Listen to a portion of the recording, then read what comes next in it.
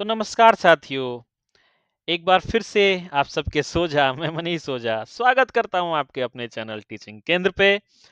और जहां पे हम लोग डिस्कस करते हैं टीचिंग रिलेटेड जो भी क्वेरीज हैं। एनआईओएस सीरीज हम लोग चला रहे हैं। तो NIOS series T triple S P PRT के लिए बेहद इंपॉर्टेंट सीरीज है, टीचिंग मेथोडोलॉजी पार्ट बी के लिए।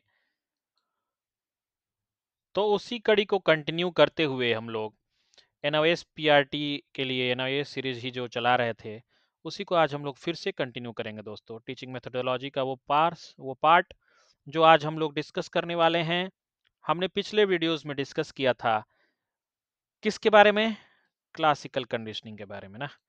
क्लासिकल कंडीशनिंग के बारे में हम लोग ने डिस्कस किया था और मैंने एक क्वेश्चन किया था आप लोगों से।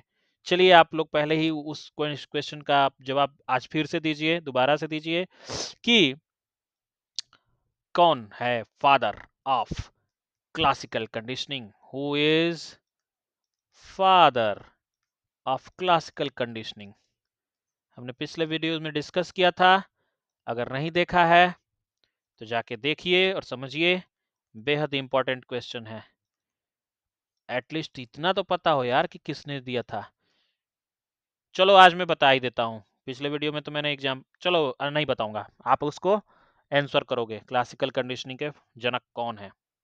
ठीक है, मैं हिंट देता हूँ थोड़ा सा। आई से स्टार्टिंग है और एक पी से स्टार्टिंग है। चलो हिंट में मैंने आईपी बोल दिया, अब इसका फुल फॉर्म तो एटलीस्ट बता ही सकते हो यार, अब इतना तो करना पड़ेगा आपको। ठीक है, तो आईपी का फुल फॉर्म बता देना। चलो आगे बढ़ते हैं।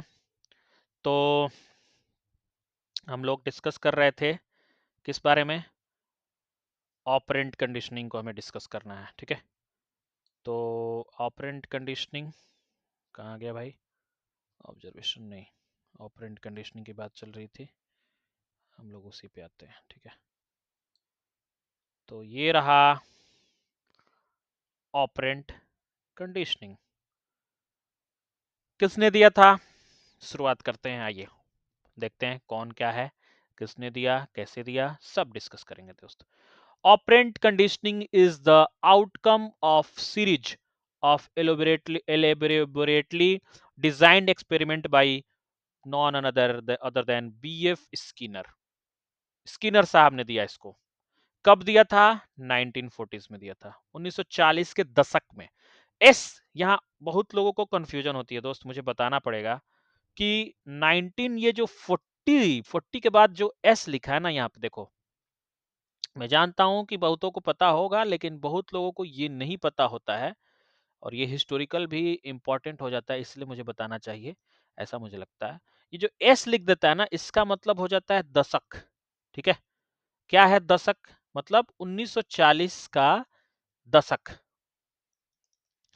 इसका मतलब ये हुआ भाई, पीछे चलता है 10 साल पीछे, 10 वर्ष पीछे, 10 वर्ष पीछे तक का। मतलब क्या, मतलब ये कि 1930 से लेकर के 1940 तक की बात चल रही है। ठीक है, इसी को बोलते हैं 1940s। समझ में आया। इसी के साथ मैं एक और चीज बताना चाहूंगा, बहुतों को ये भी नहीं पता होता है, सेंचुरी, सेंचुरी होता है ना, वो भी इसी तरीके का कुछ होता है कि आप बोलते हो 19th सेंचुरी तो आप सोचते हो कि 1900 साल, 1900 की साल की बात हो रही है, नहीं, 100 साल पीछे की बात हो रही है। 1800 से 1900 के बीच के टाइम को बोलते हैं 19th सेंचुरी। इसी तरह से अभी 21st सेंचुरी चल रही है, 21st सेंचुरी तो वो भी 2000 से कब तक का, 2100 तक का। अभी 2026 चल रहा है, इसीलिए ये किसके अंदर का आएगा, 21st सेंचुरी में आएगा। ठीक है, तो ये बात हुई। अब इसको मैं रिमूव कर दूं क्योंकि बहुत सी चीज़ें लिखनी होती हैं वहाँ पे, तो आप इसको आप नोट करना चाहो नोट कर सकते हो। ठीक है, पीडीएफ तो पता ही है कहाँ से आता है ना यूएस का, अगर चाहो तो मैं भेज दूंगा अपने टेलीग्राम चैनल पे। आप टेलीग्राम चैनल को मेरे सब्सक्राइब भी नहीं करते हो यार, व्यूज तो देते हो थोड़ा बहुत, पर एटलीस्ट अभी तक टेलीग्राम चैनल को मात्र 3 लोगों ने सब्सक्राइब किया, जिसमें से मैं एक खुद हूँ। सच में हंसी आ रही है भाई, आयरानिकल हंसी है ये, आयरानिकल विडंबना भरी है ना। चलो इसके आगे ज्यादा बात करने से पहले हम लोग बात करते हैं किसकी, ऑपरेंट कंडीशनिंग की। ऑपरेंट कंडीशनिंग, सॉरी यार ये तो फिर से वहीं चला गया। तो ऑपरेंट कंडीशनिंग की हम लोग बात कर रहे थे, वो था पेज नंबर 23 पे, पेज नंबर 23 ये रहा, ऑपरेंट कंडीशनिंग। ठीक है, तो ऑपरेंट कंडीशनिंग को किसने दिया ये तो समझ में आ गया आपको। Operand conditioning is experiment designed bye BF Skinner साहब इन 1940s, 1940 के दशक में। ठीक है, यहाँ तक सही सही है। किस चीज पे दिया था ये भी जानते रहो। ये थोड़ा सा मैं कलर चेंज करता हूँ ताकि आपको ध्यान रहे कि इन्होंने रैट और पिजन पे दिया था, चूहा और कबूतर।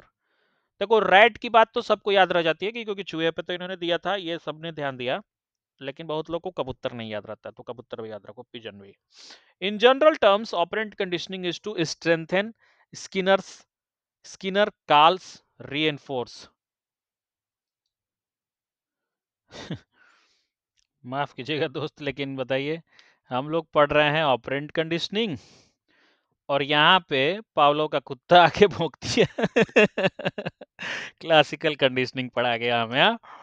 कोई नहीं, कंडीशनिंग तो दोनों ही है, तो कोई नहीं भाई, पावलो साहब का कुत्ता भी आएगा तो कोई दिक्कत नहीं है, हम लोग पढ़ेंगे ऑपरेंट कंडीशनिंग है बीएफ स्किनर साहब। तो in general operand conditioning is strengthen Skinner calls री इन्फोर्स। देखिए वहां स्टिमुलस की बात हो रही थी, यहाँ री की बात हो रही है।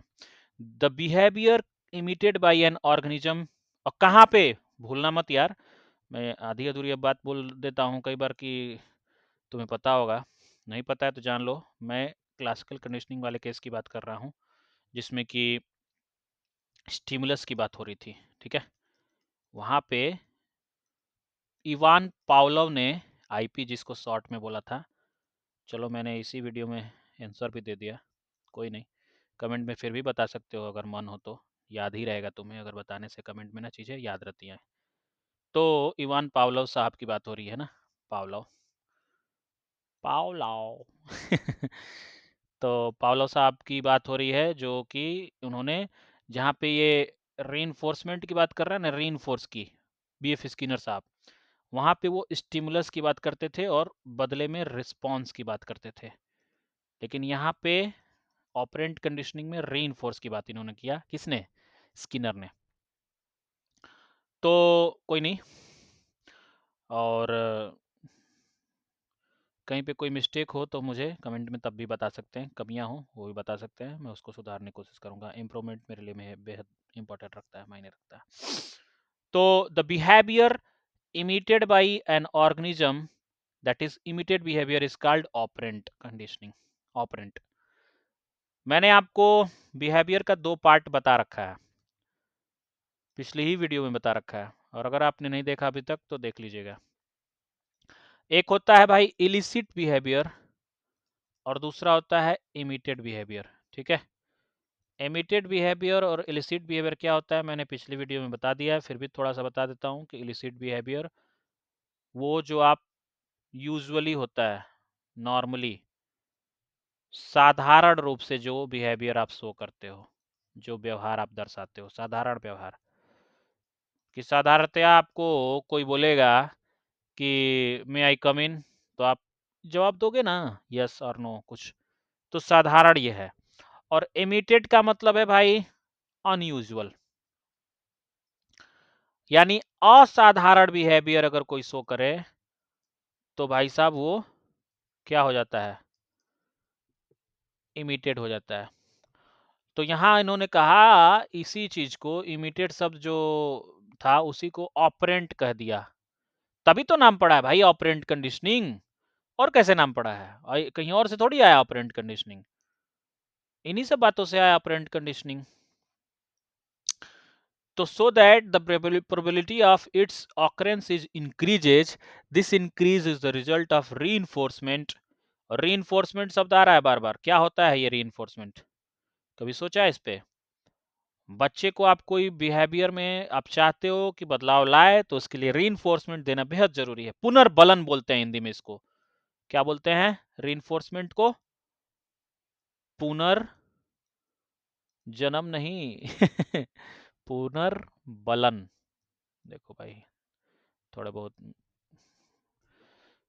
ना वो लिखने में पढ़ने में तो कहीं मिस्टेक हो जाए तो बता देना। तो पुनर्बलन ऐसे ही लिखा जाता है ना। चलो, तुमसे ये नहीं पूछेगा पुनर्बलन कैसे लिखा जाता है। तो रीइंफोर्समेंट बहुत जरूरी है। The key concern of Skinner was to discover the relationship between reinforcement and behaviour. यही तो मेन कॉन्सेप्ट है बीएफ स्किनर का, यही तो कॉन्सेप्ट था। रिलेशनशिप ढूंढना किसके बीच में? रीइंफोर्समेंट और बिहेवियर के बीच में। कि व्यवहार रीइंफोर्समेंट के साथ बहुत गहरा नाता है साथियों। चोली दामन का नाता है रीइंफोर्समेंट और बिहेवियर का। And to clarify how behaviour is affected by its consequences, और उन्होंने इस पे भी जोर दिया कि बिहेवियर कैसे जो है प्रभावित होता है, किस वजह से, कोई रिजल्ट, कोई परिणाम के वजह से। तो स्किनर साहब ने कहा, Skinner differentiated between two of the most important terms, reinforces and reinforcement।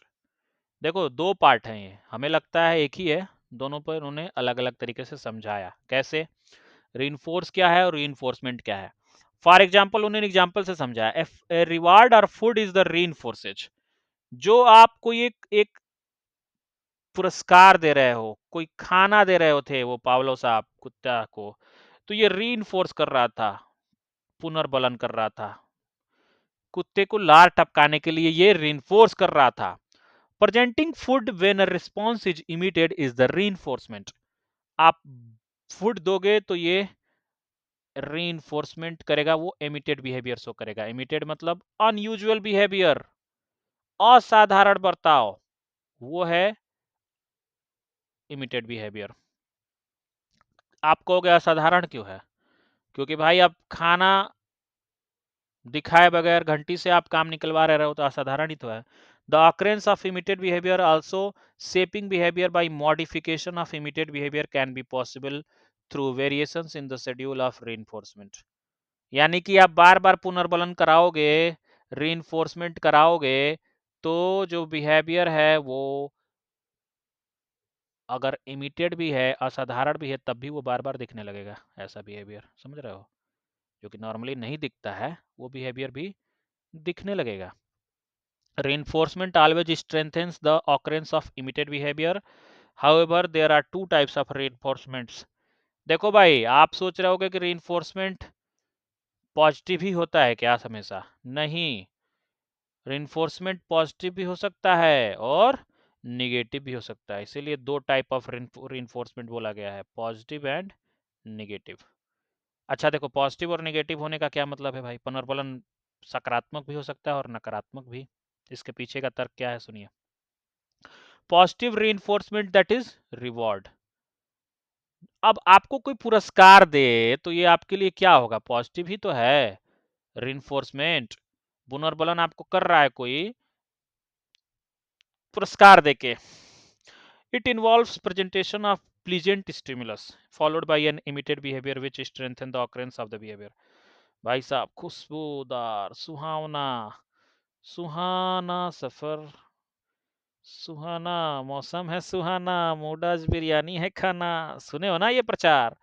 क्या है वो? मौसम है सुहाना मतलब स्टिमुलस, आपको प्लीजेंट महा वातावरण एकदम शुद्ध, एकदम सुगंधित हो तो आपको मूड अच्छा रहता है। ठीक है, तो ये क्या है? रीइंफोर्समेंट पॉजिटिव हुआ। When a teacher smiles at the students, say something pleasant to them, praises for their work, assign high grades, he और she is using positive reinforcement. भाई साहब, आप खुश होकर के तो देखिए जनाब, एक बार हल्की सी मुस्कान के साथ बच्चे के सामने पेश तो आइए, देखिए उसके अंदर पॉजिटिविटी अगर नहीं दौड़ जाई रगों में रेनफोर्समेंट की, तो मेरा नाम बदल देना। मेरा नाम क्या रखोगे वैसे? चलो सोच के बताना। तो टीचर जो है वो अगर स्माइल रखे, बच्चे को थोड़ा वर्क की प्रशंसा करे, प्रेज करे उसके वर्क की, उसको हाई ग्रेड दे भाई। अब ये नहीं कि हाई ग्रेड पैसे लेकर दे सब नहीं है, किसी रिश्वत के साथ नहीं, बल्कि उसको खुश करने के लिए नहीं, बल्कि उसके ग्रेडिंग सिस्टम ऐसा रखे कि भाई बहुत कटौती ना करना पड़े। ठीक है, पढ़ाया ऐसा और समझाया ऐसा कि उसको कटौती करने की जरूरत पड़े ही ना। ये कब होगा? जब होगा तब होगा, लेकिन अभी तो हमें पॉजिटिव रेनफोर्समेंट समझना है, तो हम समझ गए। आइए नेगेटिव रेनफोर्समेंट भी समझ लेते हैं इसी कड़ी में। तो रिलीफ की बात यह है कि नेगेटिव रेनफोर्समेंट भी कब आता है? तो नेगेटिव रेनफोर्समेंट की बात हम तब करते हैं दोस्तों, जब हमें किसी बिहेवियर को रिमूव करवाना है बच्चे के अंदर से, जो हमें अनप्लीजेंट लगता है, जो हमें एडवर्सिव लगता है, बेकार सॉरी एवर्सिव लगता है, बुरा व्यवहार लगता है, उसको निकलवाने के लिए निगेटिव रीइंफोर्समेंट करना पड़ता है। ये निगेटिव रीइंफोर्समेंट कैसा है? जैसे मान लो कोई, मैं तो अभी अभी एग्जांपल इसमें से दूंगा, लेकिन खुद ही सोचो, मैं तुम्हें बोलूं भाई, आपको ही बोलूं, बच्चे को नहीं बोल रहा हूं, मैं आपको अगर बोलूं कि यार तुमसे ना हो पाएगा भाई, D triple S B P R T तुमसे ना हो पाएगा, नहीं निकल पाएगा, तो ये क्या है? ये मैंने तुम्हें रेनफोर्स ही किया, पुनर्बलन ही किया कहीं ना कहीं, लेकिन निगेटिव तरीके से। तो कभी कभी निगेटिव पुनर्बलन भी होता है भाई, समझ रहे हो? हम्म हर बार जरूरी नहीं कि अगर कोई आपकी आलोचना करे तो वो आपका बुरा ही है, आपके लिए जरूरी नहीं है क्रिटिक्स। इसीलिए कहते हैं कि इसको कुछ लाइन है ऐसा, मुझे याद नहीं आ रहा एग्जैक्टली, लेकिन कि कबीरा कहे, पता नहीं कबीर थे या तुलसी, मुझे एग्जैक्ट ध्यान भी नहीं आ रहा है, बट उन्होंने ये जो कॉन्सेप्ट है वो ये कि आलोचक को साथ लेके चलो, साथ रखो, छावे कुटीर सवा मैंने उसके लिए कुटिया बनवा दो भाई, अपने आसपास रखो आलोचक, क्रिटिक्स को, ताकि आपका क्रिटिसिज्म हो सके, पॉजिटिव हो या निगेटिव, सीखने को तो मिलेगा ही आपको क्रिटिसिज्म से, पुनर्बलन मिलेगा भाई, रेनफोर्समेंट मिलेगा आपको। बहुत बार कोई बुरा बोल देता है, वो बात दिल पे लग जाए और आप उस चीज को तोड़ दो, फोड़ दो, मतलब करके दिखा दो, तो आपके लिए रीइंफोर्समेंट का काम कर दिया ना, पुनर्बलन का काम कर दिया। ठीक है, तो बिहेवियर स्ट्रेंथ करता है, स्ट्रेंथन करता है occurrence of the behaviour, threats of punishment, failure, detention, humiliation, ridicule, and several others are example of aversive stimuli given by teachers in the classroom when which removed provide relief to the students followed by the occurrence of desired behavior imitated by the students। यानी कि कई बार कभी punishment दे करके, किसी को failure का एहसास दिला करके, किसी को ह्यूमिलिएट करके, उसका मजाक उड़ा के भी कई बार होता है ऐसा कि किसी टीचर ने ही या किसी बच्चे ने ही आपका या किसी व्यक्ति ने ही आपका मजाक उड़ा दिया, और आप उस चीज को गहरी बात लेकर के और उससे बदला लेने की भावना के बजाय आप उससे ये समझ में आ गया आपको कि यार मुझे इसको प्रूफ करके दिखाना है, इसको प्रूफ करना होगा। You have to realise that punishment is not re, punishment को आप रीइंफोर्समेंट के तौर पे नहीं लेना है। ठीक है, अब ये नहीं कि हम ये पढ़ रहे हैं निगेटिव रीइंफोर्समेंट तो आपको पनिशमेंट दे दे करके बच्चों को डराना है, नहीं। Punishment is inflicted either by presenting a painful stimulus और by removing a pleasant stimulus which invariably causes painful feeling. देखो भाई, कुछ भी करो बट पनिशमेंट देने से पेनफुल तो होता है फीलिंग, दर्द तो होगा बच्चे को, चाहे कोई भी हो, बोथ बच्चे की जान लेगा क्या both physical and emotional in students, giving physical punishment, scolding or threatening in the class and detaining after class hours are some examples of punishments given in school। कि बच्चे को डांट डपट रहे हो भाई, हैं, उसको धमकी भरा कोई बात बोल रहे हो, थ्रेटनिंग कर रहे हो, नहीं करना चाहिए। पनिशमेंट हर बार जरूरी नहीं होता है। ऑपरेंट कंडीशनिंग यही तो सिखा रहा है हमें, टीचर के तौर पे हमें सिखा रहा है भाई, बच्चे को तो सिखाया, बच्चे को तो हमें यूज कराना है अपने थ्रू, लेकिन ऑपरेंट कंडीशनिंग है किस पे अप्लाई किया जा रहा है? सेवरल टीचिंग स्टाइल पे, टेक्नोलॉजी पे, है ना, कई सारे प्रोग्राम बने हुए हैं इस पे ना, तो आपको समझना होगा, हम सबको समझना होगा इसका importance. Prominent among them are programmed learning और programmed instruction and recently in the computer assisted learning. Computer learning में भी मदद करता है ये, ठीक है। तो रिलेवेंस क्या है इसका, हमारे जीवन में क्या महत्व है इसका, ऑपरेंट कंडीशनिंग का, बिहेवियर मॉडिफिकेशन में क्या अप्रोच है, आइए देखते हैं। Relevance of behaviour modification approach, ये लास्ट है, इसी को करके खत्म करेंगे। तो behaviour modification approach has made us aware of relevance of several common classroom, और रिपीटिशन इज इम्पॉर्टेंट। इसको मैं थोड़ा सा कलर चेंज कर देता हूँ, ठीक है, तो सही रहेगा। तो repetition is important for learning, follows from all theories of behaviour modification. Behaviour modification से आपने क्या सीखा, रिपीटिशन, किसी चीज को बार बार रिपीट करना ना, practice, practice and practice. Mock test की प्रैक्टिस भी देते रहो साथ साथ, ठीक है। तो रिपीटिशन चलता रहना चाहिए भाई, ठीक है। रिपीटिशन बोले तो प्रैक्टिस, ठीक है। अब आप करोगे मॉक टेस्ट की प्रैक्टिस, आपके लिए भी इंपॉर्टेंट है रिपीटिशन, ठीक है। और वीडियोस की रिपीटिशन करनी हो आप वो भी कर सकते हो, अगर आपकी इच्छा हो बार बार देखने की, इससे आपको समझ में आएगा, ठीक है। Repetition without reinforcement does not enhance learning. देखिए विदाउट रीइंफोर्समेंट रिपीटिशन नहीं हो पाएगा, और दूसरी बात अगर हो भी गया तो लर्निंग नहीं हो पाएगी। क्या है इसका मतलब, इसका मतलब साफ है, आपको कोई पॉजिटिव मोटिवेशन या जो भी दे गया, कोई मोटिवेट रहेगा तभी तो रिपीट करेगा ना एक ही चीज को बार बार दोबारा मेहनत करके। यानी कि ये पॉजिटिव मोटिवेशन आपको रिपीटिशन के लिए बेहद जरूरी है, और रिपीटिशन से आपको फायदा होना है लर्निंग में, और वो तब होगा जब आप रिइंफोर्समेंट दे रहे हो बच्चे को।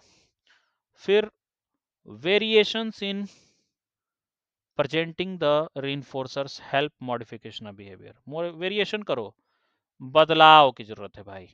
एक ही जैसा आप बार बार सोचोगे कि रिवार्ड दे करके, हर चीज, हर किसी को एक ही चीज पसंद तो आती नहीं भाई, होता है क्या, क्या हर बच्चा एक जैसा है, नहीं।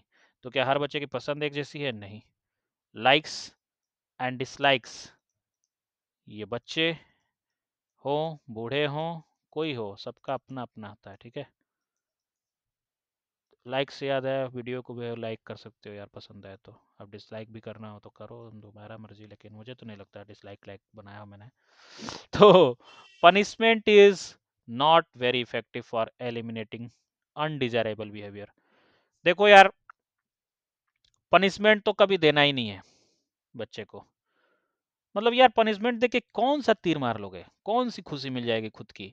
घर का अपना मुंह बिहेवियर अगर तुम्हारा खराब है, घर पे तुम्हारा बुरा व्यवहार है, अगर फैमिली के साथ नहीं बनता है, तो क्या बच्चे पे जोर आजमाइश करोगे, नहीं, पनिशमेंट नहीं देना है आपको, okay.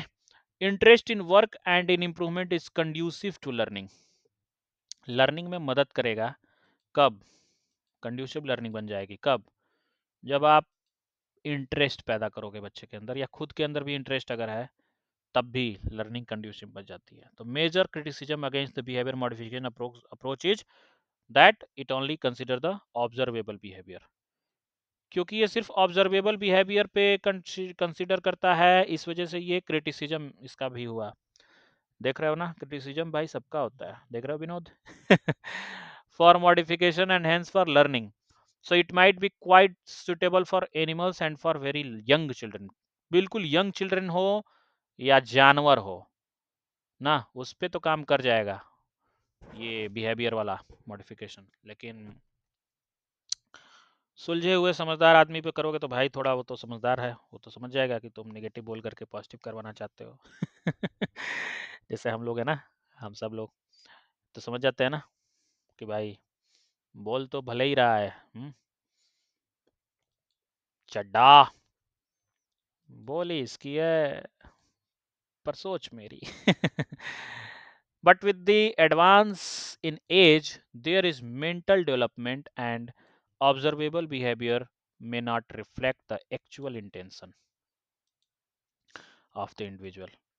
So a school age child demonstrates some behavior only to attract the attention of others and to avoid punishment. Hence, any modification of manifest behavior may not actually result in learning.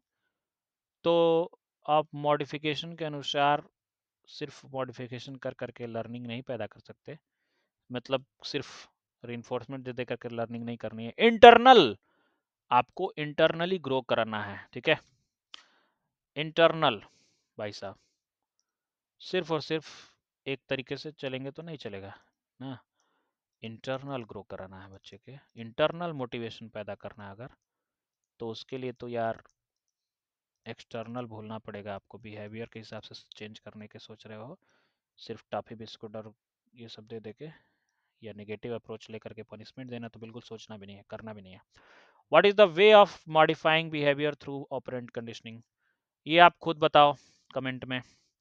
मैं ये नहीं बोल रहा आप बिल्कुल बड़ा comment लिख दो, आप लिख भी सकते हो, डिस्क्राइब भी कर सकते हो, समझ गए होगे तो जरूर कर दोगे, नहीं तो आप चाहो तो शॉर्ट में भी बता सकते हो, नहीं शॉर्ट में, शॉर्ट कमेंट करके भी, छोटा भी कमेंट करके समझा सकते हो कि ऑपरेंट कंडीशनिंग क्या है। समझ गए होगे तो जरूर समझा दोगे। और what is the difference between negative reinforcement and punishment, negative reinforcement में और पनिशमेंट में क्या अंतर है। देखो, उल्टा बोल के आप किसी को पुनर्बलन कर सकते हो, किसी बच्चे को या बड़े को भी, लेकिन पनिशमेंट दे के आप सोच रहे हो कि पनिशमेंट देकर हम मोटिवेशन पैदा करेंगे या कोई लर्निंग देंगे, मुझे लगता है ये नहीं होता है और नहीं होना चाहिए। ठीक है, नेक्स्ट पार्ट में हम लोग teaching for development of cognition, मतलब ये आपने सुना ही होगा, sensory motor, pre operational, concrete operational, formal operational, बेहद ही इंपॉर्टेंट ये टॉपिक है। आपको पता होगा कि ये किसने दिया था, अगर पता है तो ये भी बात बता सकते हो, और नहीं पता तो पियाजे साहब का नाम तो सुना ही होगा। उन्होंने ये सारी कंडीशंस बताए हैं। तो teaching for development of cognition हम लोग करेंगे नेक्स्ट क्लास में। अब तक का वीडियो अगर पसंद आया हो तो भाई साहब लाइक कर दो ना यार। कोई कंडीशनिंग नहीं है, लाइक कर सकते हो, कोई दिक्कत नहीं है। और अच्छा लगा हो तो शेयर भी कर सकते हो, अपनों के बीच में शेयर करना बनता है बॉस।